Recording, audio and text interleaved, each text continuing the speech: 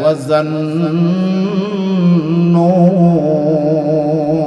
ওয়াজান্নুন কাকে বলছেন? ও মাসলা। ওয়াজান্নুন মানে কি? ও মাসলা। মাসলাকে হযরত ইউনূস আলাইহিস সালাতু ওয়াস সালামকে আল্লাহ ওয়াজান্নুন, আল্লাহ মাসলা বললে আল্লাহ ডাক দিয়েছে। এখন এটা হবে নুন। নুন মানে মাছের কসম। নুন মানে কি? মাছের কসম। ওয়াল কলম, কলমের কসম। ওয়ামা ইয়াসতুরুন, আল্লাহ বলেন 1 নম্বর নুনের কসম, 2 নম্বর হলেন 1 নম্বর হলেন নুনের কসম, 2 নম্বর হলেন কলমের কসম, 3 নম্বর হলেন কলম দিয়া যা লেখে কলমের লেখার কসম। এই 3টি কসম খাওয়ার পরে আল্লাহ পাক বলতে আছেন, নবী গো ওলীদ ইবনে মুগীরা আপনাকে পাগল বলেছেন। আল্লাহ বলেন, মা আনতা বিনি'মাতি রাব্বিকা বিমাজনুন। নবী গো আপনি তো আপনার পালনকর্তার পক্ষ থেকে নিয়ামত প্রাপ্ত। বলেন সুবহানাল্লাহ। আপনার পালনকর্তার পক্ষ থেকে, আমি আল্লাহর পক্ষ থেকে আপনি নিয়ামত প্রাপ্ত। আমি আল্লাহ আপনাকে যে নিয়ামত দিয়েছি দুনিয়ার কোনো মানুষকে এই নিয়ামত দেই নাই।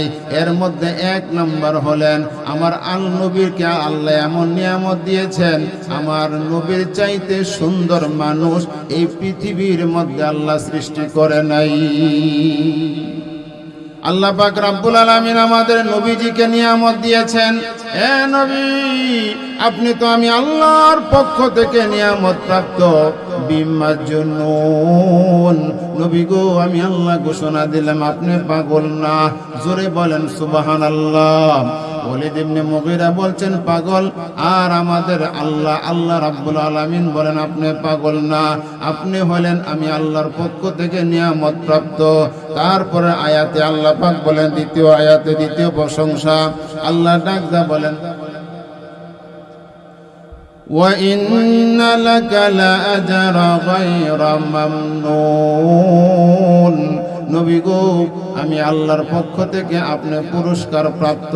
সুবহানাল্লাহ বলেন। আপনাকে আমি আল্লাহ এমন পুরস্কার দান করব, আমি দুনিয়ার কাউকে এমন পুরস্কার দান করব না। যত বড় জান্নাত আছে অত বড় জান্নাত আমি আল্লাহ আপনাকে দেব। আপনি আমি আল্লাহর পক্ষ থেকে পুরস্কার প্রাপ্ত। আরেকটা হলো নবীজি আল্লাহ পাক ডাকদা বলেন, নবীজিকে বলেন, ওয়া ইন্নাকা লাআলা খুলুকিন আযীম। নবী গো আপনার চরিত্র সবচাইতে ফুত পবিত্র। বলেন সুবহানাল্লাহ। আপনি উত্তম চরিত্র হলো আপনার, উত্তম চরিত্র উপর আপনি প্রতিষ্ঠিত। সুবহানাল্লাহ বলেন। এই জন্য এই 3টি গুণ বয়ান করেছে। এইগুলো গুণ তো কোনো পাগলের গুণ হতে পারে না। জোরে কোন পাগলের গুণ কে এগুলা? আরো জোরে কোন পাগলের গুণ কে এগুলা? ওলীদ ইবনে মুগীরা আপনাকে পাগল বলছেন না। আপনি কখনো পাগল হতে পারবেন না। আপনি কখনো পাগল নয়। আপনি আমি আল্লাহর পক্ষ থেকে নিয়ামত প্রাপ্ত। বলেন সুবহানাল্লাহ। নিয়ামত প্রাপ্ত মানে আল্লাহ রাব্বুল আলামিন আমাদের নবীজিকে এমন নিয়ামত দিয়েছেন। এর মধ্যে 1 নম্বর হলো আমার নবীর চাইতে সুন্দর এই পৃথিবীতে কেউ ছিল না। সুবহানাল্লাহ বলেন। আমি আপনাদেরকে একটি প্রশ্ন করব, আপনারা জবাব দিবেন। আমাদের নবীজির দুধমার নাম কি ছিল? আরো জোরে বলেন। হালিমাতুস সাদিয়া রাদিয়াল্লাহু তাআলা আনহা। আর নবীজির জন্মদাতা মা হলেন মা আমেনা। হালিমা 2 বছর নবীজিকে দুধ পান করাইলেন। 2 বছর দুধ পান করানোর পরে আরো 2 বছর হালিমার কাছে রেখে দিলেন, লালন পালন করলেন। কারণ তায়েফ শহরের আবহাওয়া ভালো, নবীজির শরীর সুন্দর থাকবে, ভালো থাকবে। 4 বছর পরে আম্মাজান নবীর মা আমেনার কাছে ফেরত দিবেন। এমন সময় হালিমা ডাক দিয়ে বলে, আমেনা গো তোমার সন্তানকে তোমার কাছে ফেরত দিয়ে গেলাম, যাবার সময় একটা কথা ভুলে গেলাম। ও আমেনা, আমার জীবনে কত বাচ্চাকে দুধ পান করাইলাম, আমার জীবনে কত বাচ্চাকে কোলে নিলাম, আমার জীবনে কত বাচ্চাকে দেখলাম, তোমার ছেলে মুহাম্মদের চাইতে সুন্দর ছেলে আমি হালিমা কোনোদিন দেখি নাই। সুবহানাল্লাহ। আমেনা ডাকদা বলে, ও হালিমা, আমার ছেলে সম্পর্কে তোমার কি জ্ঞান আছে রে হালিমা? আমার মুহাম্মদের সম্পর্কে তোমার কোনো জ্ঞান নাই। হালিমা রে, এই মক্কা নগরী হলো শহর এলাকা। শহরের ছেলেদের চাইতে, গ্রামের ছেলেদের চাইতে শহরের ছেলেরা সুন্দর বেশি হয়। এ হালিমা, এই মক্কা নগরী ঘুরে ঘুরে দেখলাম আমার ছেলে মুহাম্মদের চাইতে সুন্দর ছেলে আমি আমেনা কোনোদিন দেখি নাই। সুবহানাল্লাহ বলেন। এখন জিবরাইল নবীজির সুন্দরের প্রশংসা করে। জিবরাইল ডাকতে বলে, ইয়া আল্লাহ, নবী সম্পর্কে হালিমার কোনো জ্ঞান নাই, আমেনার কোনো জ্ঞান নাই। হালিমা গো, ও আমেনা, নবী সম্পর্কে তোমার কোনো জ্ঞান নাই। এই পৃথিবী সৃষ্টি করার 50,000 বছর আগে আল্লাহ আমি জিবরাইলকে সৃষ্টি করেছে। সুবহানাল্লাহ বলেন। এ হালিমা, ও আমেনা, সারাটা পৃথিবী ঘুরে ঘুরে দেখলাম মুহাম্মদের চাইতে সুন্দর ছেলে আমি জিবরাইল কোনোদিন দেখি নাই। আল্লাহ ডাকদা বলে, জিবরাইল, আমার বন্ধু সম্পর্কে তোমার কোনো জ্ঞান নাই এবং আমেনারও কোনো জ্ঞান নাই, হালিমারও কোনো জ্ঞান নাই। জিবরাইল রে, আমার বন্ধুর চাইতে সুন্দর মানুষ এই জগতে আমি আল্লাহ সৃষ্টি করি নাই। ইল্লাল্লাহু ওয়াহদাহু লা শারীকা লাহু والذي لا ضد له ولا ند له ولا مثل له ونشهد أن سيدنا وسندنا وحبيبنا ومولانا محمدا عبده ورسوله الذي أرسله بالحق إلى الخلق بشيرا ونذيرا وداعيا إلى الله بإذنه وسراجا منيرا. أما بعد فأعوذ بالله من الشيطان الرجيم. بسم الله الرحمن الرحيم.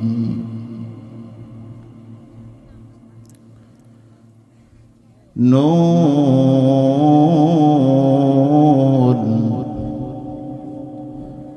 والقلم وما يسطرون.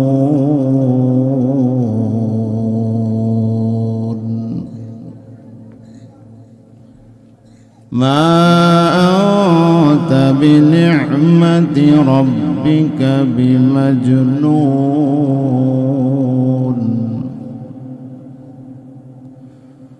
وإن لك لأجر غير ممنون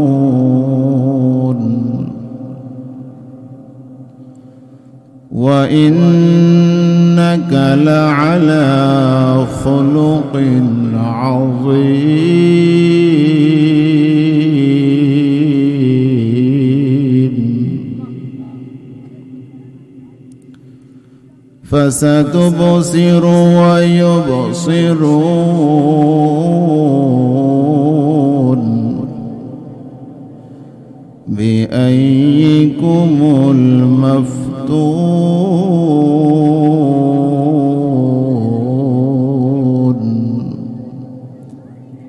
وبالسند المتصل منا إلى الإمام البخاري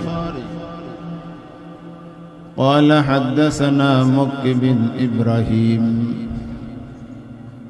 قال حدثنا يحيى بن الأنصاري قال حدثنا يزيد بن الأبو اليزيدي قال حدثنا عن أبي هريرة رضي الله تعالى عنه قال سمعت رسول الله صلى الله عليه وسلم إذا وضع الميت في قبره جاء القرآن عند رأسه الصلاة عن يمينه والصيام عن شماله وسائر الحسنات عند رجليه. وقال رسول الله صلى الله عليه وسلم من شهد أن لا إله إلا الله وأن محمدا رسول الله حرم الله عليه النار، أو كما قال النبي عليه الصلاة والسلام. وقال تعالى إن الله وملائكته يصلون على النبي يا أيها الذين آمنوا صلوا عليه وسلموا تسليما. اللهم صل على مولانا محمد وعلى آل سيدنا مولانا চাচা হয়ে আবু জেহেল নবীর কালিমা পড়ল না,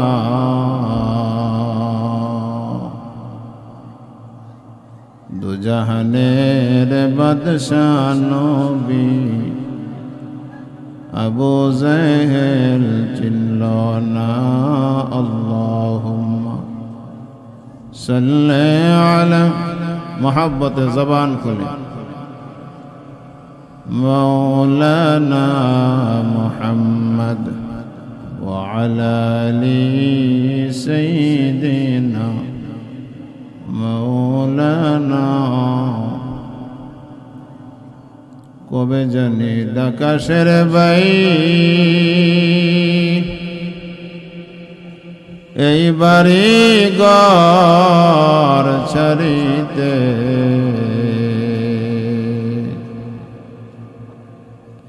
আপন কাপড় খুলে নিবে, সাদা কাপড় পরাইবে।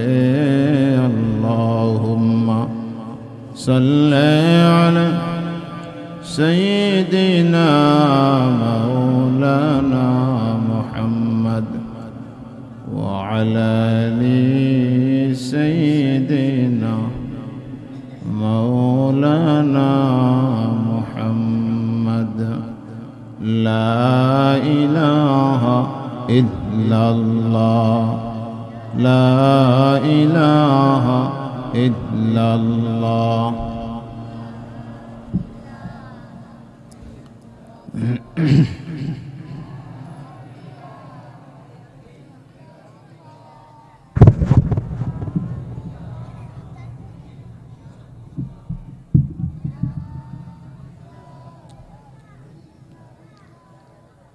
لا إله إلا الله لا إله إلا الله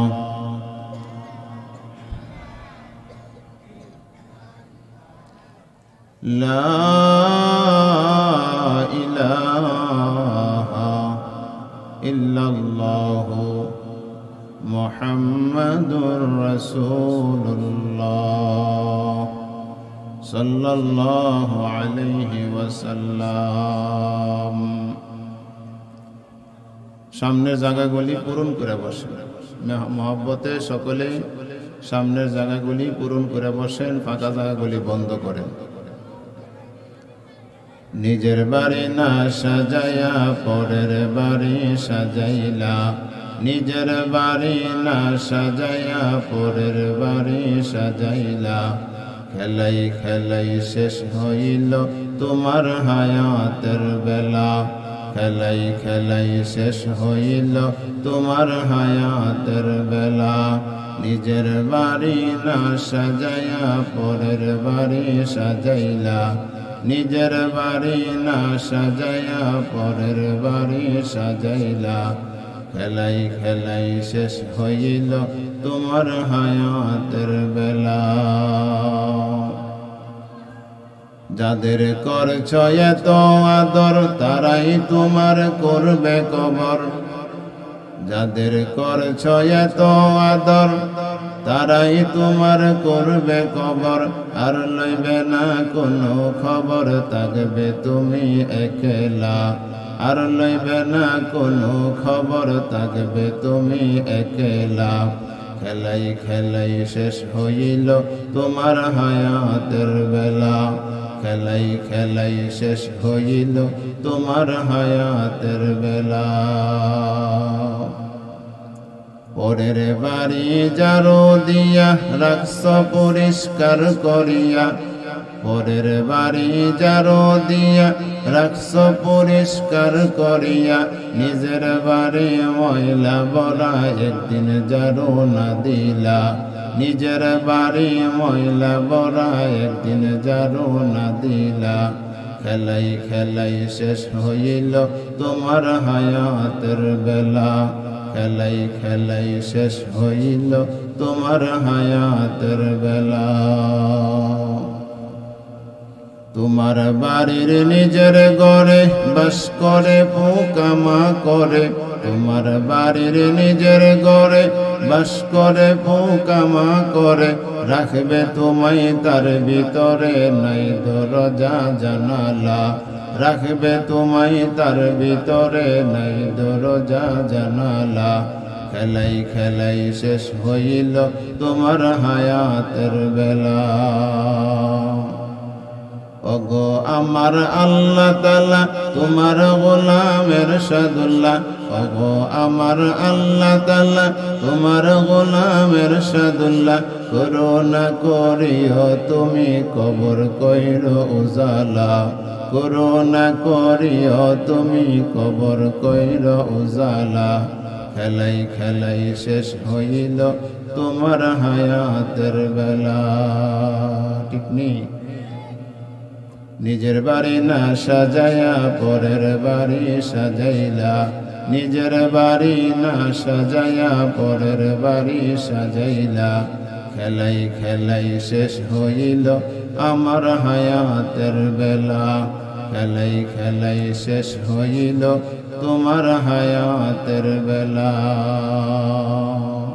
আলহামদুলিল্লাহ হেমবেলদি এটা তো পোস্টারটা দাও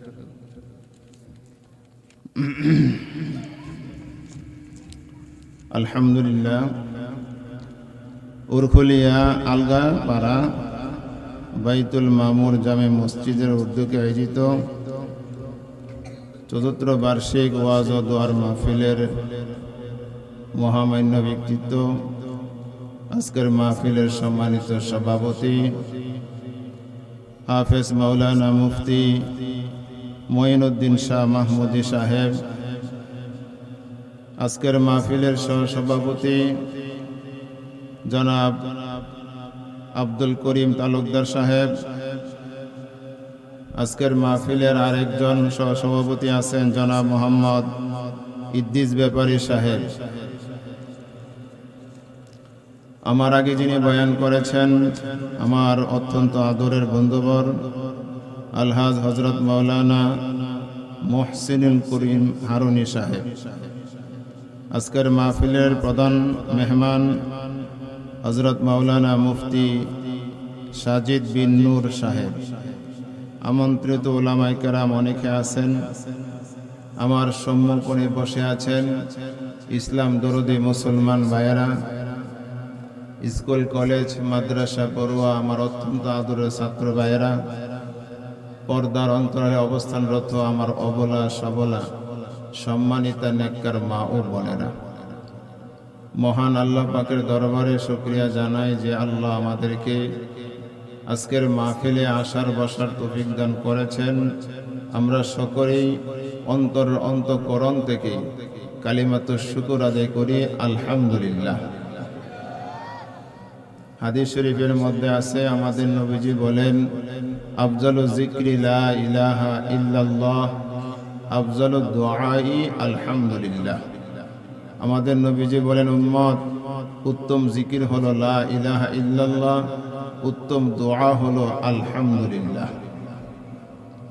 আমার জবান দিয়া আলহামদুলিল্লাহ কেন আসবে? আমি আল্লাহ তাআলার শুকরিয়া আদায় করব। এই জন্য আমার মতন এই পৃথিবীর মধ্যে কত মানুষ আছে, দুইটা চক্ষু নাই এমন মানুষ দেখছেননি? দুইটা চক্ষু নাই, রেল স্টেশনের মধ্যে একটা হাত বাড়াইয়া ভিক্ষা করে। সব ঠিক আছে, মাথাও আছে, পাও ঠিক আছে, হাতও ভালো আছে, কিন্তু শুধু একটা জিনিসই নাই, দুইটা চক্ষু নাই। এই দুইটি চক্ষু না থাকার কারণে সে ভিক্ষার রাস্তা সে বেছে নিয়েছে। আল্লাহ যে আমাদেরকে দুইটি চক্ষু দিয়েছেন, এই জন্য আল্লাহর দরবারে শুকরিয়া জানাই আলহামদুলিল্লাহ। আমার মতন কত মানুষ এই পৃথিবীতে আছে দুইটা হাত নাই। দুইটা হাত নাই এমন মানুষ আপনারা দেখছেননি? দুইটি হাত নাই। আল্লাহ যে আমাকে দুইটি হাত দিয়েছেন, এই জন্য আমি আল্লাহর দরবারে শুকরিয়া জানাবো আলহামদুলিল্লাহ। নবীজির কাছে এক সাহাবী যেয়ে বলেন, ইয়া রাসূলুল্লাহ, আমি ধনী হতে চাই। আমি কি হতে চাই? ধনী হতে চাই। আমাদেরও মনের আশা ধনী হতে চাই। আমার কথাগুলি মনোযোগ সহকারে শুনবেন। আর যে সমস্ত বাচ্চারা এখানে বৈশা দুষ্টামি করে, মুরব্বীরা একটু দেখবেন, এদেরকে প্যান্ডেলের বাহিরে পাঠিয়ে দেবেন। যে সময় তবরক দেওয়া হবে তখন আসবো। আমরা কিন্তু অনেক কষ্ট করে মাহফিলে আসছি, আর এই মাহফিলটা যারা সাজাইছেন যুবকেরা অনেক কষ্ট করে মাহফিল সাজাইছেন। এই জন্য কেউ কোনো এলোমেলো করবা না, দুষ্টামি করবা না। এখানে কোরআন হাদিসের আলোচনা হবে, সাবধান, কেউ বিয়াদবি করবেন না।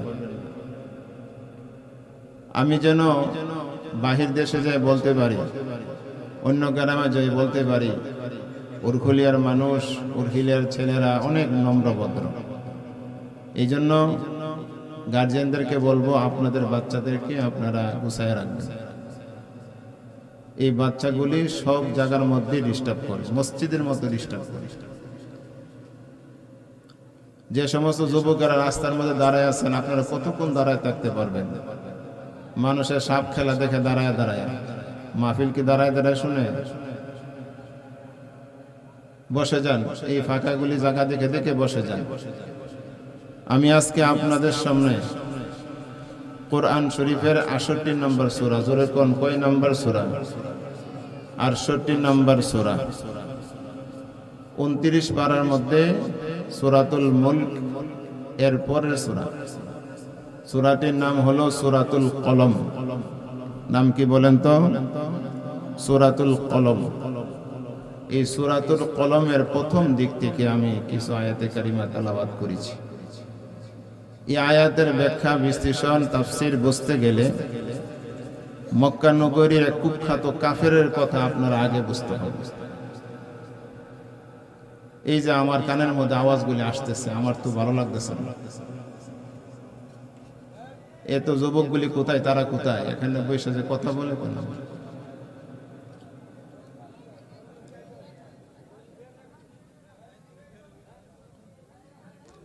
এখানে কথা বললে হবে না, আপনারা দূরে যান, দূরে যেয়ে কথা বলেন, সামনে বসেন।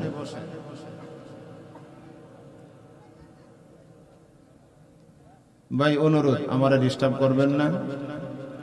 আমার এই কথাগুলি আবার রিপ্লাই করতে হবে। আপনারা আমার সঙ্গে কথা বলতে হবে। কথা বলতে পারবেন? আরো জোরে বলেন, পারবেন? আমি যখন বলবো সুবহানাল্লাহ বলার জন্য পারবেন জোরে বলতে? অল্প সময় আলোচনা হবে ইনশাআল্লাহ, কিছুক্ষণ পরে দোয়া হয়ে যাবে। যুবকেরা আমাকে ইশারা দিবে, আমি দোয়া করে ফেলবো। জানি না আজকের বিষয়ে আমি শেষ করতে পারবো কিনা। আমি আপনাদের সামনে সূরাতুল কলম থেকে আমি তেলাওয়াত করেছি। এই আয়াতের ব্যাখ্যা বিশ্লেষণ বুঝতে গেলে মক্কা নগরীর এক কুখ্যাত কাফেরের কথা আগে বুঝতে হবে। এই কাফেরের নাম হলো ওয়ালিদ ইবনে মুগীরা। বলেন তো নাম কি? ঘুমাই গেছে কি করে ফুতাইল মানুষের সামনে ওয়াজ করেন যায়। ফুতাইল মরি সাবাইতে বেজুইত না বেজুইত বলে, আরো জোরে কর বেজুইত। তো যে সমস্ত মানুষ কথা বলে না এদের সামনে ওয়াজ করা ফুতাইল মরি সাবান চাইতে আরো বেশি বেজুইত। যুবকরা কই? যুবকরা সামনে বসবে, তারা যে আওয়াজ করলে লয়া পড়বে হুজুর আইছে। এই জন্য মুসলমানদের আওয়াজ হতে হবে সিংহের মতো, যেমন বাতিল তরতর করে কাঁপে। মুসলমানের গর্জন এমন হবে যেমন আল্লাহু লা ইলাহা ইল্লা হুয়াল হাইয়ুল কাইয়্যুম।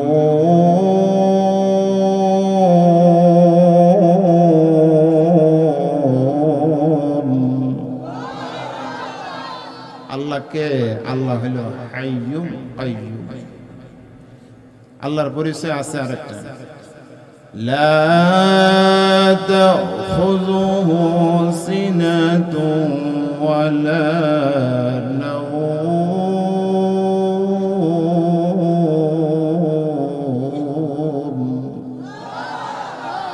আমাদের এমন আল্লাহ যে আল্লাহ ঘুমান না। কি করেন না? ঘুমান না। শুধু ঘুম নাই, ঠিক আছে, উঙ্গানিও নাই। ঘুমের আগে যে একটা ঘুমের বাবা আনি, এটার কি কম না? উঙ্গানি। ঘুমের তন্দ্রও নাই। সুবহানাল্লাহ বলেন। আল্লাহর পয়গম্বর মুসা আলাইহিস সালাতু ওয়াস সালাম দেখে বলেন, প্রভু গো, যত মাখলুক বানাইলা জমিনে সবাই ঘুমা, তুমি কেন ঘুমাও না? ঘুমাবো। আল্লাহ দেখে বলেন, মুসা, আমি কেন ঘুমাই না এগুলো বলার কোনো দরকার নাই, আমি এমনি ঘুমাই না। মুসা ডাকতা বলে, প্রভু আমার, তুমি কেন ঘুমাও না? এই উত্তর না দিলে তোমার কোনো মধ্যে সারকে আমি করব না। মুসা নবী সমস্ত নবীর চাইতে মুসা নবীর রাগ বেশি ছিলেন। মুসা নবী যখন রাগ হয়ে যাইতো, মুসা নবীর মাথার তালু দিয়ে আগুনের লুক্ষার মতন বের হইত। উনি যখন রাগ হয়ে যাইতেন, মুসা নবীর শরীরের পশমগুলি কাপড়ের ভিতর দিয়ে বের হয়ে যাইতেন। এমন রাগী নবী ছিলেন মুসা নবী। মুসা আলাইহিস সালাতু ওয়াস সালাম ফেরাউনের বাবুর্চিকে একটা থাপ্পড় দিয়েছিলেন, চর দিয়েছিলেন। একটা চর খাইয়া ফেরাউনের বাবুর্চি দুনিয়া থেকে বিদায় হয়ে গেছে। আল্লাহ নবী, আমাদের নবী সাহাবীদের সামনে বলেছেন, সাহাবীরা রে, এই মুসা নবী যদি এই থাপ্পড়টা ফেরাউনের বাবুর্চিরে না দিয়া উহুদ পাহাড়টার মধ্যে মারত, উহুদ পাহাড়টা উড়িয়া যাইত। লাউ জরাবা বিহাল জাবাল, পাহাড় উড়িয়া যাইত। তো কেমন ছিল মুসা নবী? মুসা আলাইহিস সালাম থেকে বলেন, আল্লাহ, হে প্রভু, আপনি ঘুমান না কেন গো? আল্লাহ ডাকদা বলেন, মুসা, আমি ঘুমাই না দুইটি কারণে। অসুবিধা হইতেছে আপনারা? দুইটি কারণে আমি ঘুমাই না হে মুসা। এর মধ্যে এক নাম্বার হলো তোমাকে দিয়া পরীক্ষা করব। মুসা রে, এক গ্লাস পানি নিয়ে আমার সামনে দাঁড়িয়ে থাকো। মুসা আলাইহিস সালাতু ওয়াস সালাম এক গ্লাস পানি নিয়ে দাঁড়িয়েছেন। আল্লাহ ডাকদা বলে, ঘুম, মুসা নবীরে ধরো। মুসা নবীকে ধরলেন, ঘুমিয়ে গেলেন। হাতের থেকে গ্লাস পড়ে গেছেন, পানিও পড়ে গেছেন, গ্লাসও ভেঙে গেছেন। মুসা আলাইহিস সালাতু ওয়াস সালামকে আল্লাহ ডাকদা বলে, মুসা, ঘুমানোর কারণে তোমার গ্লাস ভেঙেছে, পানি পড়ে গেছে। আমি আল্লাহ যদি ঘুমায়া যাই রে, এই পৃথিবী ভেঙে চুরমার হয়ে যাবে। দুই নম্বর হলো, এ মুসা, পৃথিবীর মধ্যে যত পুরুষ আছে বাবার মতন আদরের সন্তানের জন্য কেউ নাই, ঠিক কিনা বলেন?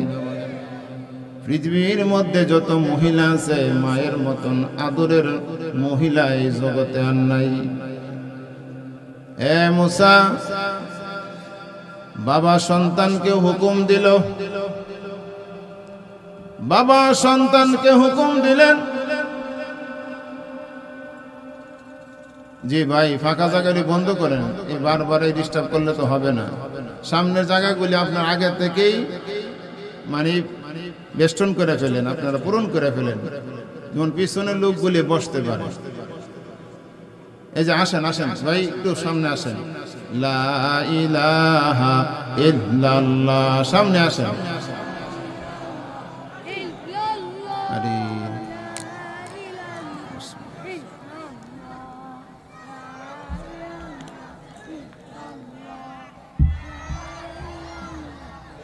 এই মাশাআল্লাহ মাশাআল্লাহ মাশাআল্লাহ, আসেন।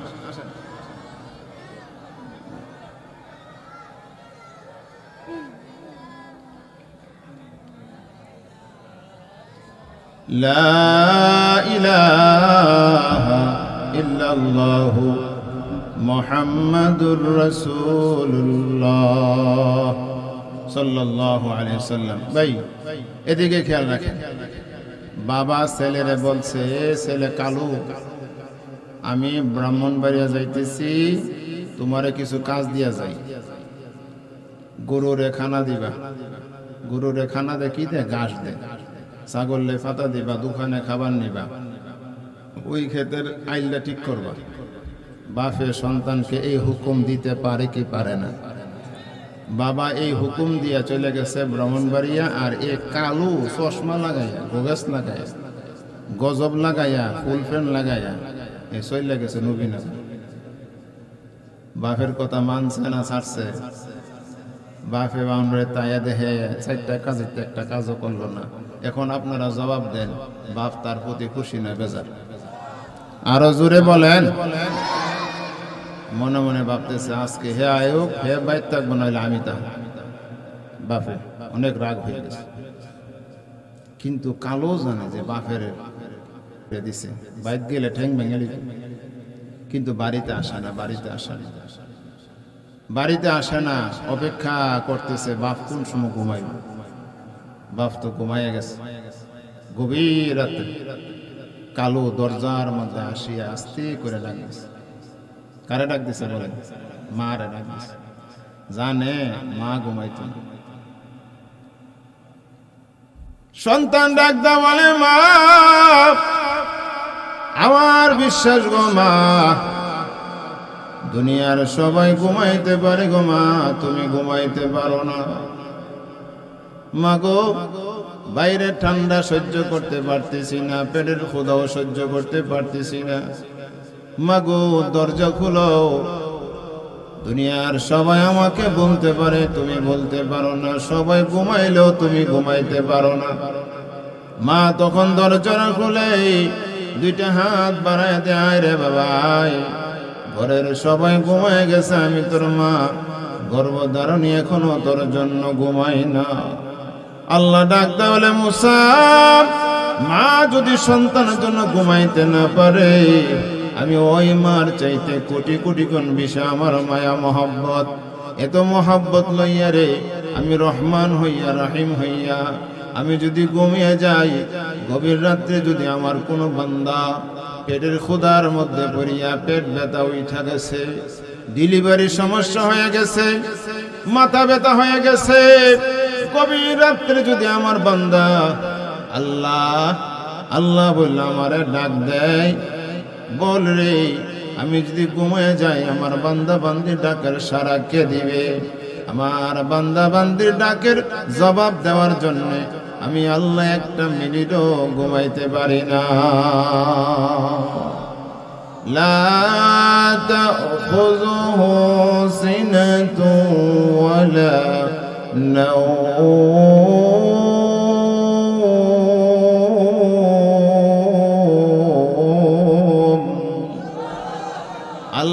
আমাদের মহব্বতে ঘুমান না।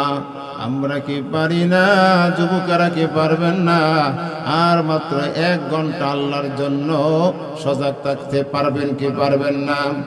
কারা কারা পারবেন? 2টা হাত উঠাইয়া দেন, আল্লাহর দেখান, বলেন নারে তাকবীর। মাশাআল্লাহ, তুমি হাতগুলি কবুল করো, আমিন। ইনশাআল্লাহ মনোযোগ সহকারে শুনবেন। আজকের বিষয়টা হলো সূরাতুল কলম। সূরাতুল কলমের তাফসীরটা বোঝার আগে মক্কা নগরীর এক কুখ্যাত কাফের, সবচেয়ে বড় বেয়াদব যিনি ছিলেন, ওনার নাম হলেন ওয়ালিদ ইবনে মুগীরা। তার নাম কি বলেন তো? ওয়ালিদ ইবনে মুগীরা। কত বড় বেয়াদব ছিলেন! নবী একদিন দেখতেছেন ওয়ালিদ ইবনে মুগীরা একটা ঘোড়ার বাচ্চা লালন পালন করতেছে, ঘাস খাওয়াইতেছে। নবীজি বলেন, ওয়ালিদ ইবনে মুগীরা বলতেছেন, এই ওয়ালিদ, তোমার ঘোড়ার বাচ্চাটা সুন্দর আছে। আচ্ছা বলেন তো, নবীজি কোনো খারাপ কথা বলছে? তার রাগের কথা বলছে? আপনারা জবাব দেন। ও ওয়ালিদ, তোমার ঘোড়াটা খুব সুন্দর। আমরা বলি না তোমার বাচ্চাটা সুন্দর, তোমার গরুটা সুন্দর, মাশাআল্লাহ, তোমার খেতে দান হইছো, মাশাআল্লাহ, অনেক। এরকম ভাবে বললে কিনা রাগ হওয়ার কথা এটা?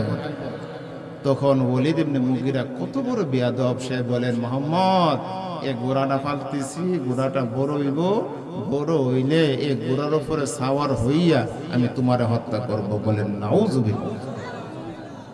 আমাদের নবী যখন মক্কার অলিতে গলিতে যখন কালিমার দাওয়াত দিচ্ছে, এই মক্কার 4 জন কাফেরের মধ্যে 4 জন কাফেরের মধ্যে 3 জন কাফের নবীজিরে 3টা গালি দিছে। যেরকম কয়টা গালি দিছে? 3টা গালি। এর মধ্যে 1 নাম্বার গালিটা দিছে ওয়ালিদ ইবনে মুগীরা, নবীজিরে পাগল বলে গালি দিছে। বলেন নাউযুবিল্লাহ। আপনারা জবাব দেন, আমাদের নবী কি পাগল? আল্লাহ পাক রব্বুল আলামিন কোরআনের আয়াত নাজিল করছেন, আমাদের নবী পাগল না। কি বলেছেন? পাগল না। এখন আমি কোরআনের আয়াতটা পড়ব, পরে যখন ছেড়ে দেব আল্লাহকে শোনাইবেন। আল্লাহ, তোমার এই আয়াত শুনে আমরা আল্লাহু আকবার ধ্বনি দিয়া জানাইয়া দিলাম আমাদের নবী পাগল না। সুবহানাল্লাহ বলেন। আল্লাহ বলেন, ওয়া মা সাহিবুকুম বিমাজনুন।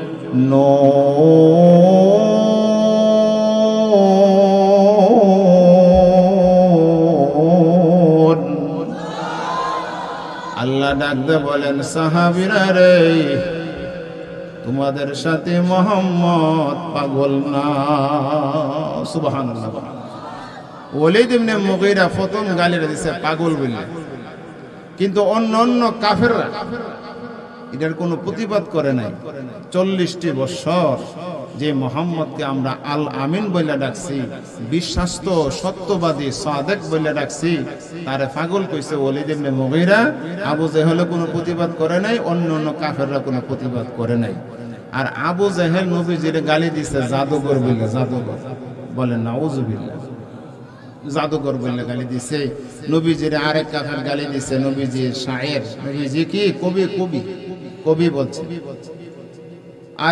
আরেকজন বলছে নবীজি গণক। বলেন নাউযুবিল্লাহ।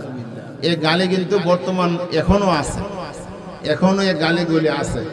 মৌলবীর দেখলো রাজাকার, বিভিন্ন গালি দেয়, কে মৌলবাদী, এরকম গালি আছে না?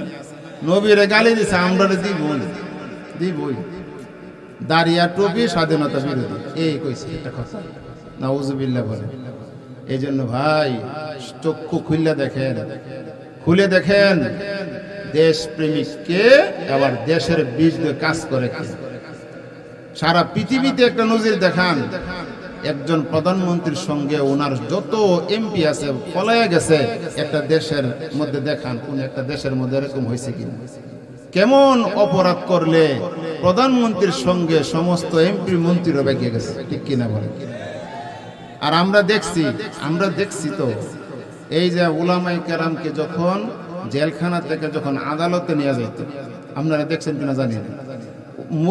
আলেম উলামাদেরকে জেলখানা থেকে যখন ডান্ডা বেরি দিয়া হাত করা পরায় যখন জেল থেকে যখন আদালতে নিয়ে যেত, তখন দেখতাম চতুর্দিক দিয়ে সালামের আওয়াজ হতো। আসসালামু আলাইকুম হুজুর, আসসালামু আলাইকুম হুজুর, আসতো কিনা বলেন?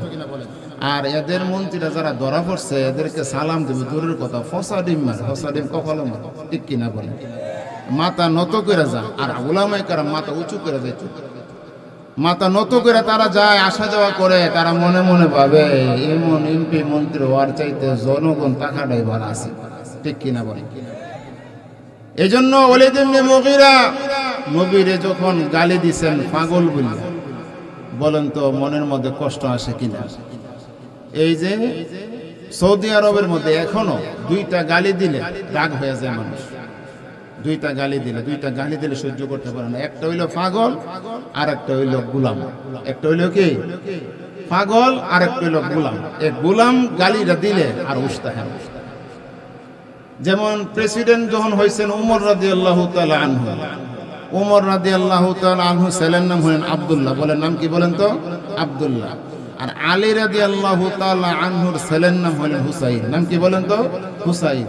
তো বাপ যদি প্রেসিডেন্ট হয়, মেম্বারের পুতে শাস্ত্রলে বলে চেয়ারম্যানের পুত্র আলাপ করে, আর চেয়ারম্যানের পুতে শাস্ত্রলে বলে এমপির পুত্র আলাপ করে। তো আব্দুল্লাহর বাপ উমর, সে তো প্রেসিডেন্টের ছেলে, খেলার মধ্যে একটা গরম দেখা। হুসাইন তো নবীর নাতি, অন্যায়কে কোনোদিন প্রশ্রয় দেয় না। ডাকতে বলে, আব্দুল্লাহ, তোমার বাপ প্রেসিডেন্ট হওয়ার কারণে তুমি গরম দেখাও, তুমি কিন্তু বইলা যাইও না, তোমার আব্বা কিন্তু, তুমি কিন্তু আমার নানার গোলামের ছেলে। কথাটা বুঝছেন নাকি? বুঝছে? এই যে গালিটা দিছে মনের মধ্যে লাগিয়ে গেছে। গিয়ে কো, আব্বা হুসাইন আমার গালি দিছে, আমি নাকি গোলামের ভূত। আমি কি ও কি কো হুসাইন তোমার এমন গালি দিছে, আগামী শুক্রবার বিচার হবে। কি বো বিচার হবে? শুক্রবার জুমার নামাজের পরে মসজিদে নববী ভরপুর। ডাকতে বলে, হুসাইন আসো? জি আছি। দাঁড়াও। দাঁড়াইছেন। তুমি কি গালি দিয়েছো? আপনার ছেলে আমার সাথে গরম দেখা খেলার মাঠে। আমি বলছি, আব্দুল্লাহ এত বেটাগিরি দেখায়ও না, তুমি কিন্তু আমার নানার গোলামের ছেলে। সাহাবীরা বলেন, বলছিল খেলার মাঠে বলছিল, এখন কেরে কইল? বুঝছেন কথাটা? আরে ওইখানে কইতে ঠিক আছে, কিন্তু এখানে সামনাসামনি কেমনে কইলি? আরে দিক দিয়ে আলী মনের মধ্যে অনেক ভয় ঢুকে গেছে। আহারে, আমার মনে হয় আমার ছেলেরে উমর দুনিয়ার থেকে বিদায় করে দিবে।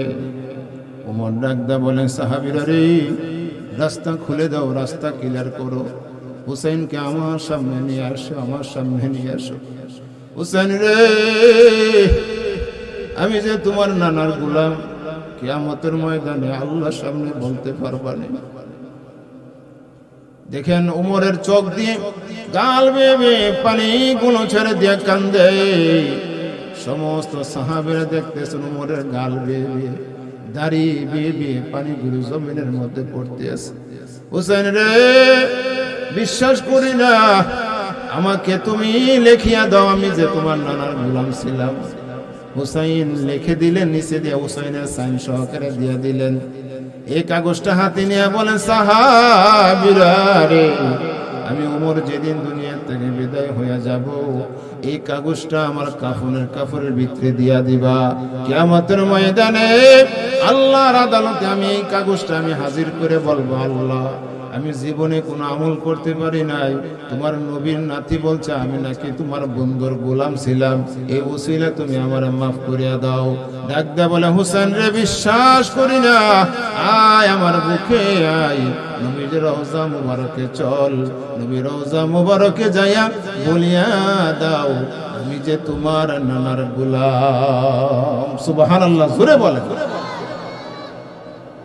এই জন্য ভাইয়েরা আমার, সাহাবায়ে কেরাম নবীর প্রতি বড় মহব্বত ছিলেন, ভালোবাসা ছিলেন। অসুবিধা হচ্ছে কেমন? এই জন্য দুইটি গালি সবচাইতে বড়। গোলাম বললা গালি দিলে আরেকটা হলো পাগল বললা গালি দিলে পাগল। ওয়ালিদ ইবনে মুগীরা নবীজির ডাইরেক্ট সামনে দাঁড়ায়া বলেন, মুহাম্মদ, তোমার উপরে যা নাজিল হয়, তুমি যা বলো, তুমি একটা পাগল। নবীজিকে সরাসরি বলেছেন পাগল। জোরে বলেন নাউজুবিল্লাহ। নবীজিকে যখন পাগল বলেছে, নবীজির চোখের পানি ছেড়ে দিয়া নবীজির চেহারা লাল বর্ণ হয়ে গেছে। কানতে কানতে কানতে কানতে আম্মা জান খাদিজাতুল কুবরার কাছে আসলেন। আম্মা জান খাদিজা বলে, নবী গো, কেন কান্দেন গো? আপনার চোখের পানি তো আমি সহ্য করতে পারি না, কেন কান্দেন? ও খাদিজা, মক্কার লোকেরা আমার এমন ভাবে চিনল, তারা আমাকে আল আমিন বলে ডাকলো, তারা আমাকে এত আদর করলো, মোহাব্বত করলো। আমি আল্লাহর কথা বলি, কোরআনের কথা বলি, এই জন্য ওয়ালিদ ইবনে মুগীরা মক্কার লোক হইয়া কেমনি গো অনেক মানুষের সামনে আমারে পাগল বললা গালি দিয়েছে। আল্লাহ ডাক দা বলে, বন্ধু আমার, ওয়ালিদ ইবনে মুগীরা আপনাকে পাগল বললা গালি দিয়েছে না, আমি আল্লাহ আপনার শ্রেষ্ঠত্ব, আপনার মর্যাদা আমি আল্লাহ বয়ান করব। আর ওয়ালিদ ইবনে মুগীরার কি কি দোষ আছে, এই দোষগুলিও আমি সূরাতুল কলমের মধ্যে নাজির করব। সুবহানাল্লাহ। প্রথম আমাদের নবীজির গুণ বয়ান করছে, বলেন সুবহানাল্লাহ। আমাদের নবীজির তিনটি গুণ, তিনটি বৈশিষ্ট্য আল্লাহ বয়ান করেছেন। তারপরে ওয়ালিদ ইবনে মুগীরার 8টি দোষ বয়ান করছে। কয়টি দোষ? আল্লাহ যার প্রশংসা করে সর্বোচ্চ প্রশংসা, আল্লাহ যার দোষ বয়ান করে এটি সর্বোচ্চ দোষ, ঠিক কিনা বলেন? এই যে আজকের আলোচনাটি, এগুলো বললে আপনারা কি আমারে থইয়া থাকবেন না ভাগবেন? আরো জোরে কোন। এই আলোচনাটা ইনশাল্লাহ মুখস্থ রাইখা দিবেন, ইউটিউবের মধ্যে যাবে, মিডিয়াতে যাবে। এই আলোচনা সবসময় খেয়াল রাখবেন। নবীজিরে পাগল বইলা গালি দেওয়ার কারণে আল্লাহর কাছে এত খারাপ লাগছে, আল্লাহ পাক রব্বুল আলামিন আল্লাহর নবীর, আল্লাহর বন্ধুর গুণ বয়ান করেছে। আর ওয়ালিদ ইবনে মুগীরার 8টি দোষ। জোরে কোন, কয়টি দোষ? 8টি দোষ আছে। কিয়ামত আগ পর্যন্ত সমস্ত মানুষগুলি এই কোরআন শরীফ সূরা কলম থেকে জানবে ওয়ালিদ ইবনে মুগীরার 8টি দোষ আছে, আর আমাদের নবীজির 3টি গুণ বয়ান করেছে। সুবহানাল্লাহ। আল্লাহ এই গুণগুলি বয়ান করার আগে আল্লাহ পাক রব্বুল আলামিন 3টি কসম করেছেন। জোরে কোন, কয়টি কসম? এর মধ্যে 1 নম্বর হইল নুন। 1 নম্বর হলো নুন। এটাকে বলা হয় হুরুফে মুকাত্তাআত। হুরুফে মুকাত্তাআত বলা হয় যার অর্থ আল্লাহ ছাড়া কেউ জানে না। তাফসীরে জালালাইনের মধ্যে আমি নিজে পড়াইছি, তাফসীরে জালালাইনের মধ্যে আছে নুন ওয়াল্লাহু আ'লামু বিমুরাদিহি বিযালিক। এই আয়াত, এই শব্দর, এই হরফের অর্থ আল্লাহ ছাড়া কেউ জানে না। কিন্তু মুফাসসিরিনে কেরাম এখানে উল্লেখ করেছেন নুন দিয়ে মুরাদ হলো একটি মাছের নাম। জোরে কোন, কিসের নাম? মাছের নাম। যেই মাছের কলিজা দিয়া বোনা বানাইয়া 70,000 ফলের রস দিয়া কাই বানাইয়া এই কাই দিয়া রুটি বানাবে, আর মাছের কলিজা দিয়া বোনা বানাবে। যেই মাছের কলিজা দিয়া আল্লাহ বোনা বানাইয়া আর ফলের রসে রস দিয়া কাই বানাইয়া যে রুটি দিবে, এটাকে জান্নাতীদের প্রথম খাবার দিবে। আল্লাহ ওই মাছের কথা বলেছেন, কারণ আল্লাহ আরেক আয়াতের মধ্যে বলেছেন ওয়াজান্নুন। ওয়াজান্নুন কাকে বলছেন? ও মাসলা। ওয়াজান্নুন মানে কি? ও মাসলা। মাসলাকে হযরত ইউনূস আলাইহিস সালাতু ওয়াস সালামকে আল্লাহ ওয়াজান্নুন, আল্লাহ মাসলা বললে আল্লাহ ডাক দিয়েছে। এখন এটা হবে নুন। নুন মানে মাছের কসম। নুন মানে কি? মাছের কসম। ওয়াল কলম, কলমের কসম। ওয়ামা ইয়াসতুরুন, আল্লাহ বলেন 1 নম্বর নুনের কসম। 2 নম্বর হলেন, 1 নম্বর হলেন নুনের কসম, 2 নম্বর হলেন কলমের কসম, 3 নম্বর হলেন কলম দিয়া যা লেখে কলমের লেখার কসম। এই 3টি কসম খাওয়ার পরে আল্লাহ পাক বলতে আছেন, নবী গো, ওয়ালিদ ইবনে মুগীরা আপনাকে পাগল বলেছেন। আল্লাহ বলেন, মা আনতা বিনি'মাতি রাব্বিকা বিমাজনুন। নবী গো, আপনি তো আপনার পালনকর্তার পক্ষ থেকে নিয়ামত প্রাপ্ত। বলেন সুবহানাল্লাহ। আপনার পালনকর্তার পক্ষ থেকে, আমি আল্লাহর পক্ষ থেকে আপনি নিয়ামত প্রাপ্ত। আমি আল্লাহ আপনাকে যে নিয়ামত দিয়েছি দুনিয়ার কোনো মানুষকে এই নিয়ামত দেই নাই। এর মধ্যে এক নম্বর হলেন আমার নবীকে আল্লাহ এমন নিয়ামত দিয়েছেন, আমার নবীর চাইতে সুন্দর মানুষ এই পৃথিবীর মধ্যে আল্লাহ সৃষ্টি করে নাই। আল্লাহ পাক রব্বুল আলামিন আমাদের নবীজিকে নিয়ামত দিয়েছেন। এ নবী, আপনি তো আমি আল্লাহর পক্ষ থেকে নিয়ামত প্রাপ্ত বিমাজ্জুনুন। নবী গো, আমি আল্লাহ ঘোষণা দিলাম আপনি পাগল না। জোরে বলেন সুবহানাল্লাহ। ওয়ালিদ ইবনে মুগীরা বলছেন পাগল, আর আমাদের আল্লাহ রাব্বুল আলামিন বলেন আপনি পাগল না, আপনি হলেন আমি আল্লাহর পক্ষ থেকে নিয়ামত প্রাপ্ত। তারপরে আয়াতে আল্লাহ পাক বলেন, দ্বিতীয় আয়াতে দ্বিতীয় প্রশংসা আল্লাহ ডাকদা বলেন, ওয়া ইন্না লাকা লাআজরা গায়রা মামনুন। নবী গো, আমি আল্লাহর পক্ষ থেকে আপনি পুরস্কার প্রাপ্ত। সুবহানাল্লাহ বলেন। আপনাকে আমি আল্লাহ এমন পুরস্কার দান করব, আমি দুনিয়ার কাউকে এমন পুরস্কার দান করব না। যত বড় জান্নাত আছে অত বড় জান্নাত আমি আল্লাহ আপনাকে দেব। আপনি আমি আল্লাহর পক্ষ থেকে পুরস্কার প্রাপ্ত। আরেকটা হলো নবীজি আল্লাহ পাক ডাকদা বলেন, নবীজিকে বলেন, ওয়া ইন্নাকা লাআলা খুলুকিন আযীম। নবী গো, আপনার চরিত্র সবচাইতে ফুত পবিত্র। বলেন সুবহানাল্লাহ। আপনি উত্তম চরিত্র হলো আপনার, উত্তম চরিত্র উপর আপনি প্রতিষ্ঠিত। সুবহানাল্লাহ বলেন। এই জন্য এই তিনটি গুণ বয়ান করেছে। এইগুলো গুণ তো কোনো পাগলের গুণ হতে পারে না। জোরে কোন পাগলের গুণ কে এগুলা? আরো জোরে কোন পাগলের গুণ কে এগুলা? ওয়ালিদ ইবনে মুগীরা আপনাকে পাগল বলছেন না। আপনি কখনো পাগল হতে পারবেন না, আপনি কখনো পাগল নয়। আপনি আমি আল্লাহর পক্ষ থেকে নিয়ামত প্রাপ্ত। বলেন সুবহানাল্লাহ। নিয়ামত প্রাপ্ত মানে আল্লাহ রাব্বুল আলামিন আমাদের নবীজিকে এমন নিয়ামত দিয়েছেন। এর মধ্যে এক নম্বর হলো আমার নবীর চাইতে সুন্দর এই পৃথিবীতে কেউ ছিল না। সুবহানাল্লাহ বলেন। আমি আপনাদেরকে একটি প্রশ্ন করব, আপনারা জবাব দিবেন। আমাদের নবীজির দুধমার নাম কি ছিল? আরো জোরে বলেন। হালিমাতুস সাদিয়া রাদিয়াল্লাহু তাআলা আনহা। আর নবীজির জন্মদাতা মা হলেন মা আমেনা। হালিমা 2 বছর নবীজিকে দুধ পান করাইলেন। 2 বছর দুধ পান করানোর পরে আরো 2 বছর হালিমার কাছে রেখে দিলেন, লালন পালন করলেন। কারণ তায়েব শহরের আবহাওয়া ভালো, নবীজির শরীর সুন্দর থাকবে, ভালো থাকবে। 4 বছর পরে আম্মাজান এই নবীর মা আমেনার কাছে ফেরত দিবেন। এমন সময় হালিমা ডাক দিয়ে বলে, আমেনা গো, তোমার সন্তানকে তোমার কাছে ফেরত দিয়ে গেলাম, যাবার সময় একটা কথা ভুলে গেলাম। ও আমেনা, আমার জীবনে কত বাচ্চাকে দুধ পান করাইলাম, আমার জীবনে কত বাচ্চাকে কোলে নিলাম, আমার জীবনে কত বাচ্চাকে দেখলাম, তোমার ছেলে মুহাম্মদের চাইতে সুন্দর ছেলে আমি হালিমা কোনোদিন দেখি নাই। সুবহানাল্লাহ। আমেনা ডাকদা বলে, ও হালিমা, আমার ছেলে সম্পর্কে তোমার কি জ্ঞান আছে রে হালিমা? আমার মুহাম্মদের সম্পর্কে তোমার কোনো জ্ঞান নাই। হালিমা রে, এই মক্কা নগরী হলো শহর এলাকা। শহরের ছেলেদের চাইতে, গ্রামের ছেলেদের চাইতে শহরের ছেলেরা সুন্দর বেশি হয়।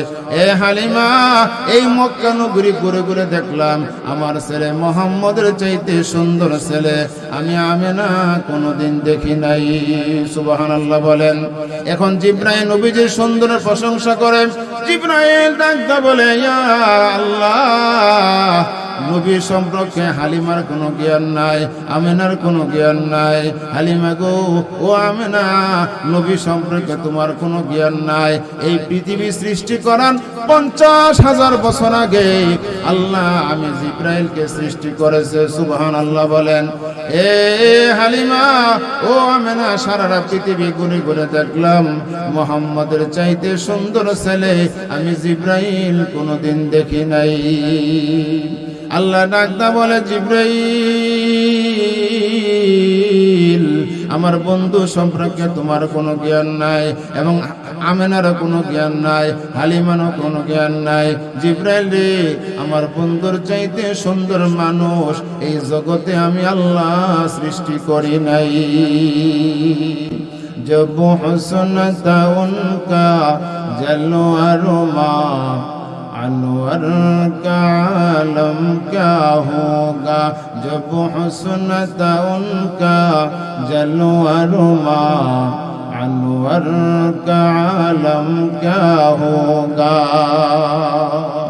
আমাদের নবীজির নিয়ামত, আমাদের নবীর চাইতে সুন্দর মানুষ এই পৃথিবীতে আল্লাহ সৃষ্টি করে নাই। সুবহানাল্লাহ বলেন। ভাইরা আমার, মদিনার মহিলারা আম্মাজান আয়েশার কাছে ডাক দিয়ে বলেন, ও আম্মাজান আয়েশা, আমাদের নবীজি বেশি সুন্দর না মিশরের ইউসুফ নবী বেশি সুন্দর? তোর মহিলা জবাব দেয়, তো মিশরের ইউসুফ নবী সুন্দর বেশি আছেন।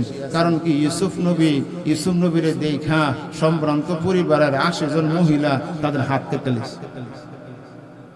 আম্মা জান আয়েশা ডাকতে বলেন, এ মদিনার মহিলারা শুনে রেখো, তোমরা কিতাবের এক পৃষ্ঠা দেখো, আরেক পৃষ্ঠা দেখো না। ইউসুফ নবীরে দেখা হাত কাটছে মিশরের মহিলারা ঠিক, কিন্তু কেউ ঈমান আনছে না।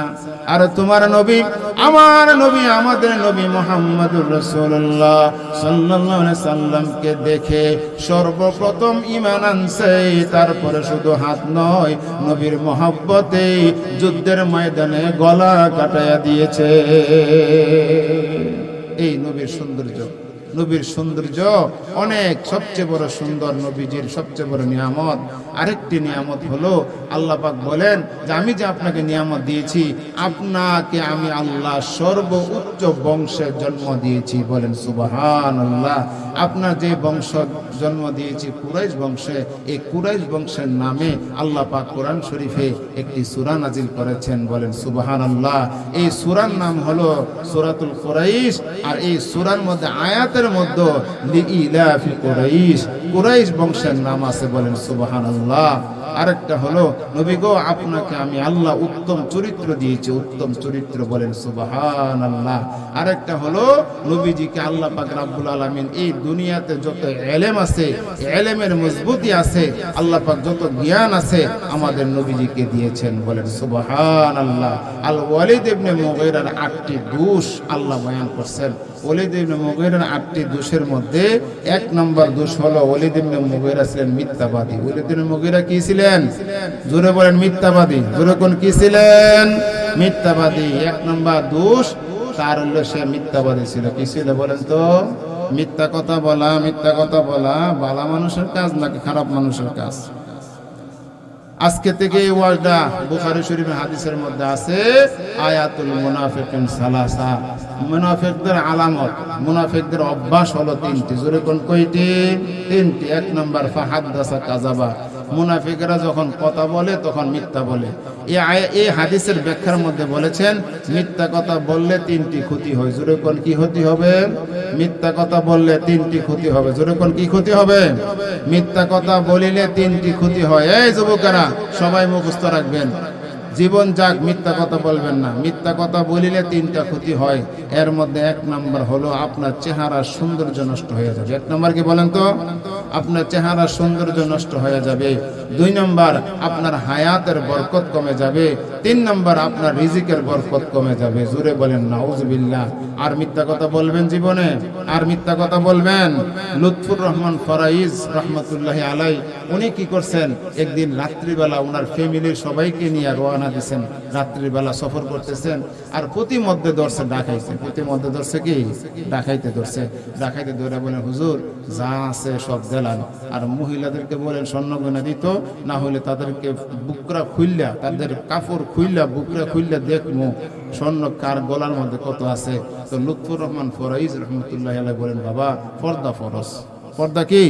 ফরজ। আমি আপনাদের সঙ্গে সত্য কথা বললাম, একটি স্বর্ণের টুকরাও আমি রাখবো না। আমি প্রত্যেকটা মহিলার থেকে আমি স্বর্ণ নিয়ে আসবো। আমার কথা একদম সত্য বলছি। হুজুর, আপনি হুজুর মানুষ, মিথ্যা কথা বলবেন না, আনবেন তো? আনা। বুঝছেন নি কথাটা? তো হুজুরে বলতেছে, এই মহিলারা কাছে কি আছে? স্বর্ণ। 1 টুকরা স্বর্ণ কেউ লাগবে, সবাই দাও, আমার হাতে দাও। তখন অনেক স্বর্ণ আনছেন, আনিয়া ডাকাইতের হাতে দিচ্ছেন। ডাকাইতের লয়ে মাশাআল্লাহ হুজুর দিয়ে খুব সোজা, হুজুর দিয়ে কি সোজা, আমরা হুজুরা সোজা হয়েও মাশাআল্লাহ চাওয়ার আগে সব দালাইছে। হ্যাঁ মাশাআল্লাহ, বালা বালা হুজুর অনেক বালা। এই স্বর্ণ পায়া ডাকাইতে দলেরা অনেক খুশি, রওনা হয়ে গেছে। একটু দূরে যায়, হেরা দেখতেছে বাগাবাগি করতে আছে। তখন লুৎফুর রহমান ফরাইজের একটা নাতিন ছিল, ছোট্ট একটা নাতিন। বলেন, দাদা দাদা এই আংটিটা আমি লেটকে দিছি, এই আংটিটা আমি লেটকে দিছি। আমার নানু দিয়েছিল তো, এই জন্য এই মহব্বত এটা রেখে দিছি, এটা আমি ডাকাইতে দেই নাই। আমরা হইলে নাতিন দ্বারা তিনটা সুমা দেয় কইলাম, বলে তুই সব লক্ষ্মী আর এই সবটি আলিকি, ঠিক না বলে? তুই বালা আর এই সবটি খুলে খুলে দালাইছে। তো লুৎফুর রহমান ফরাইজ বলে, বোন গো, এই আংটিটা আমার হাতে দাও, আল্লাহর আদালতের আসামির থেকে তুমি আমার বাঁচাও, তাড়াতাড়ি আংটিটা আমার হাতে দাও। লুৎফুর রহমান ফরাইজ আংটিটা হাতে নিয়ে ডাকাইতের দলের কাছে গেলেন। যাওয়ার পর বলতো, ও ডাকাত বাবার একটু দাঁড়াও, একটু দাঁড়াও। আমার নাতিন ছোট মানুষ বুঝে না, সে যে এই আংটিটা এই আংটি রেখে দিছে, কিন্তু আমার কথার সাথে তো কোনো মিল পেলাম না। যদি আংটিটা আমার নাতিন রেখে দেয় তাহলে আমার কথা মিথ্যা হয়ে যাবে, আর মিথ্যাবাদীদেরকে আল্লাহ পছন্দ করে না। নাও তোমরা ইথাও নিয়ে যাও। তখন ডাকাইতেরা এই আংটিটা ধরে বলে, হুজুর আমরা কোন জগতে আছি গো হুজুর, আর আপনারা কোন জগতে আছেন? ছোট্ট একটা মানুষ স্বর্ণের লোভ সামলাইতে পারলো না, আংটি রেখে দিল। হুজুর আমরা সারা জীবন ডাকাতি করতে আছি, নাফরমানি করতে আছি। হুজুর আপনার হাত ধরে আমরা তওবা করলাম, আপনি আমাদেরকে মুরিদ বানান, সব কিছু নিয়ে যান, আজ থেকে তওবা করলাম, আর জীবনে কোনোদিন ডাকাতি করব না। তারা নতুন করে মুসলমান হয়ে হুজুরের কাছে মুরিদ হইলেন। একটি সত্য কথার কারণে সমস্ত ডাকাইতের দলেরা আল্লাহর ওলি হয়ে কবরে গিয়েছে। সুবহানাল্লাহ বলেন। এই জন্য সত্য কথা বলা দরকার নেই, এই জন্য সত্য কথা বলবে সবসময়। মিথ্যা কথা বলিলে তিনটি ক্ষতি হয়, এর মধ্যে এক নম্বর কি, চেহারা সৌন্দর্য নষ্ট হয়ে যাবে, আর আপনাদের হায়াতের বরকত কমে যাবে, রিজিকের বরকত কমে যাবে। সাবধান। এই জন্য ভাই আজকের আলোচনাটা আমি আর লম্বা করব না, তার কারণ হলো অনেক শীত হইতেছে, আপনাদের জন্য যে তাবারকের ব্যবস্থা করছে এই তাবারক কিন্তু নষ্ট হয়ে যাবে। এই জন্য আমি আর আলোচনা দীর্ঘায়িত করব না। ইনশাল্লাহ এখনই দোয়া হবে। যে সমস্ত ভাইয়েরা রাস্তাঘাটে আছেন, বাড়িতে আছেন, ইনশাল্লাহ বসে যান, এখন দোয়া হবে। এখন কি হবে? দোয়া হবে। আর একদিন যদি সুযোগ হয় ইনশাল্লাহ আমি আপনাদেরকে ইনশাল্লাহ বাকি আলোচনাটা শোনাবো। যেহেতু 11:30 বেজে গেছে, আমি আর আলোচনা দীর্ঘায়িত করতে চাই না। আসসালামু আলাইকুম ওয়া রাহমাতুল্লাহ। وترحمنا لنكونن من الخاسرين ربنا فاغفر لنا ذنوبنا وكفر عنا سيئاتنا وتوفنا مع الأبرار رب ارحمهما كما ربياني صغيرا اللهم بارك لنا في رجب وشعبان وبلغنا شهر رمضان اللهم إنا نسألك الجنة الفردوس ونعوذ بك من النار اللهم حاسبني حسابا يسيرا اللهم حاسبني حسابا يسيرا اللهم اغفر لنا ولوالدي وللمؤمنين يوم يقوم الحساب اللهم اغفر لي وارحمني واهدني وعافني وارزقني اللهم اغفر لنا قبل الموت وارحمنا عند الموت ولا تعذبنا بعد الموت ولا تحاسبنا يوم القيامة إنك لا تخلف الميعاد رب ارحمهما كما ربياني صغيرا ربنا فاغفر لنا ذنوبنا وكفر عنا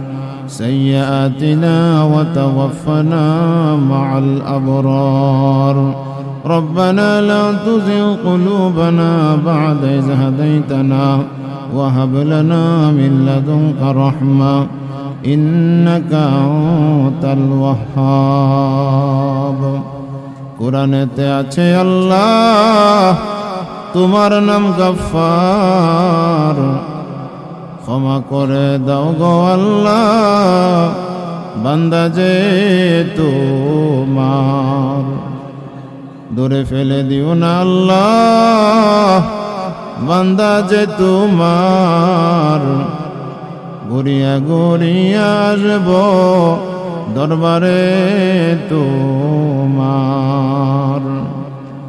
জীবনে যা করেছি আল্লাহ সবই তোমার জানা ক্ষমা যদি করো আল্লাহ কে করিবে মানা হজ করিবার তরে আল্লাহ শক্তি করো দান কাবার গিলাফে ধরে কান্দিতাম হইরান ভিখারি হাত উঠাইছে আল্লাহ ভিক্ষা করো দান আমাদেরকে পৌঁছায়া দাও আরফাতের ময়দান রব্বুল আলামিন আল্লাহ উরখলিয়া গ্রামবাসী এলাকাবাসী আল্লাহ যুবক ভাইদের উদ্যোগে আল্লাহ মাবুদ তোমার শাহী দরবারে আল্লাহ এই মাহফিলের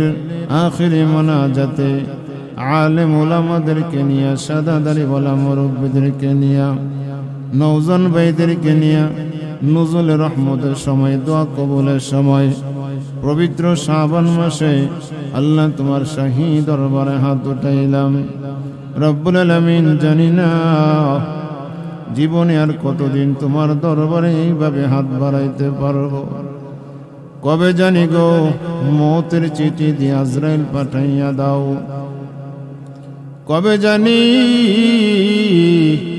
বড় বাড়ি বড় বড় সুন্দর বিছানা থেকে আপনজনেরা টেনে টেনে বের করে ফেলে বাড়ির কিনারে পর্দা টানাবে উত্তর দিকে মাথা দিয়ে শোয়াবে নাকে কানে তুলা লাগাবে বুড়ি পাতার গরম পানি ডালবে সাবান মেখে মেখে জীবনের শেষ গোসল করাবে আল্লাহ জানি না গো কোন দিন জানি এই দুই হাত চিরদিনের জন্য কাফনের ভিতরে ঢুইকা যায় গো আল্লাহ শত চেষ্টা করিও এই হাত আর বের করতে পারবো না আল্লাহ মৃত্যু আসার আগে আগে আমাদের তামাম জিন্দেগির গুনাহ মাফ করিয়া দিও আল্লাহ আমার সঙ্গে আলেম উলামার হাত উঠাইছে আল্লাহ প্রত্যেকের মালুমাতে আল্লাহ বারাকা দান করিয়া দিও আল্লাহ সবাইকে সুস্থ রাখিও ভালো রাখিও যে সমস্ত মুরব্বীর হাত উঠাইছে সকলের হায়াতে তয়্যিবা সিহতে কুল্লিয়া দান করিয়া দিও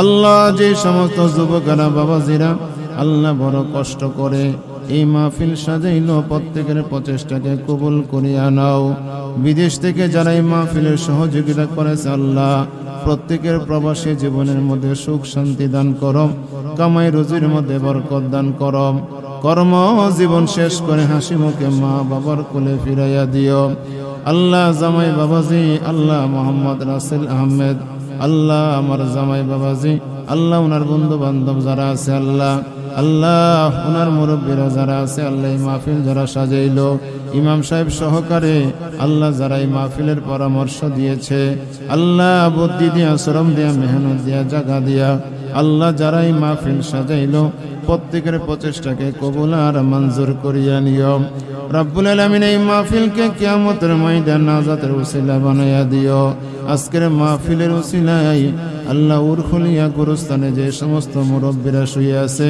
প্রত্যেকের কবর জান্নাতের বাগান বানায়া দাও রব্বুল আলামিন বই লাগে গো অন্ধকার কবরে একা একা কিভাবে থাকবো গো আল্লাহ রব্বুল আলামিন দুনিয়াতে আমার বাথরুমের মধ্যে লাইটের ব্যবস্থা আছে আল্লাহ অন্ধকার ঘরের মধ্যে একা একা থাকতে বই লাগে গো আল্লাহ কবরের মধ্যে বাতি নাই সাথী নাই বন্ধু নাই বিছানা নাই রব্বুল আলামিন অন্ধকার কবরে একা একা কিভাবে থাকবো গো আল্লাহ যেদিন আপনজনেরা আমাদেরকে কবরের জগতে শোয়া দিবে, তুমি আমাদের কবরটুকু জান্নাতের বাগান বানায়া দিও। আল্লাহ, আমরা যারা হাত বাড়াইলাম, অনেকের মা কবরে, অনেকের বাবা কবরে। আল্লাহ, এমন সন্তান একে আছে, মাও কবরে চলে গেছে, বাবারও কবরে চলে গেছে। আল্লাহ, আমাদের মা বাবার কবরে আর আযাব দিও না। আল্লাহ, গত ডিসেম্বর মাসে আমার 2 চাচা একই মাসে দুনিয়া থেকে বিদায় হয়ে গেছে। আল্লাহ, জনাব মরহুম আমার ফিরোজ কাকার কবর জান্নাতের বাগান বানায়া দিও।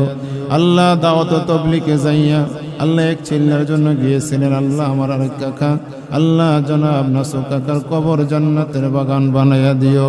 আল্লাহ, ওনার ছেলে আমার সঙ্গে মাহফিলে এসেছে গো আল্লাহ রাব্বুল আলামিন। আল্লাহ, তাদেরকে তাদের ভবিষ্যৎ জিন্দেগি উজ্জ্বল বানায়া দিও রাব্বুল আলামিন। এই মাহফিল যারা সহযোগিতা করেছে, এই মাহফিলের মধ্যে যারা মেহনত দিয়েছে, আল্লাহ কাজ করেছে, আল্লাহ সকলের মেহনতগুলিকে কবুল আর মঞ্জুর করিয়া নাও।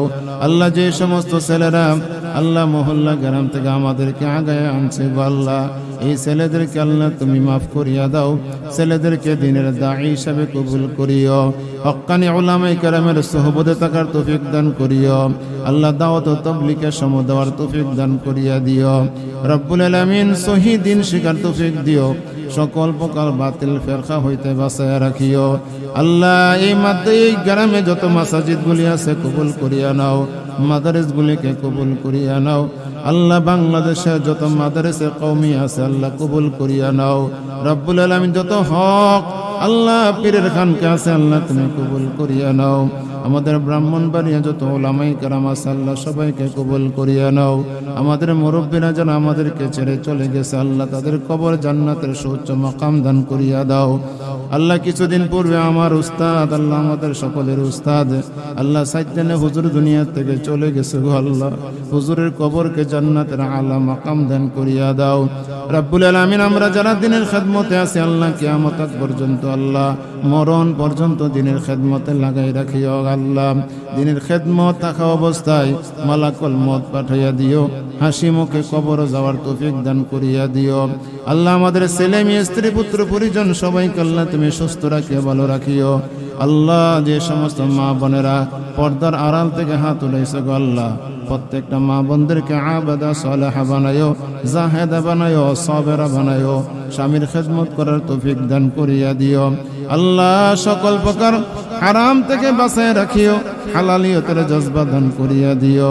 সর্ব অবস্থায় তোমার গোলামি করার তৌফিক দান করিয়া দিও রব্বুল আলামিন। আমার বাম পাশে বসে আছেন ইমাম সাহেবগণ আল্লাহ, আল্লাহ তাদের হায়াত রিজিকে বরকত দান করিও। সকল প্রকার রোগ জীবন হইতে আল্লাহ তুমি বাঁচাইয়া রাখিও।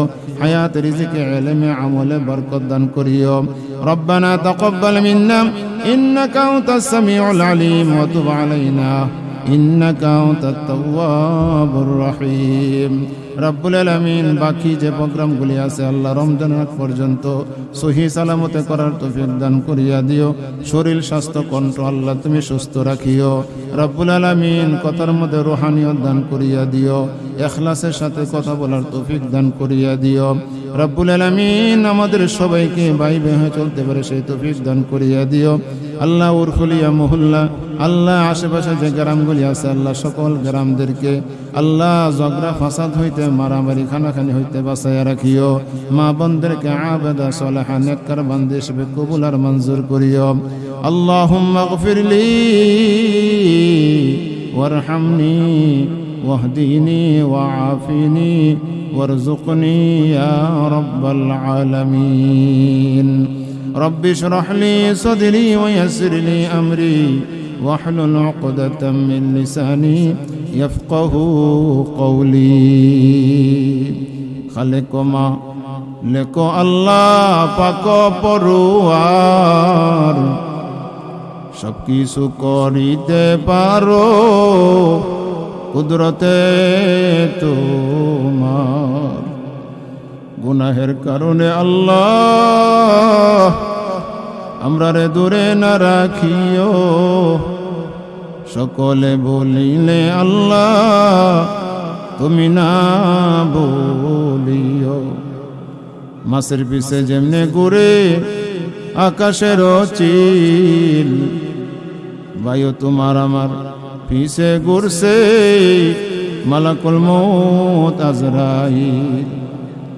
আজরাইল তো আছে বায়ু লুকায়া, কোন দিন জানি কারে নেই গদরিয়া।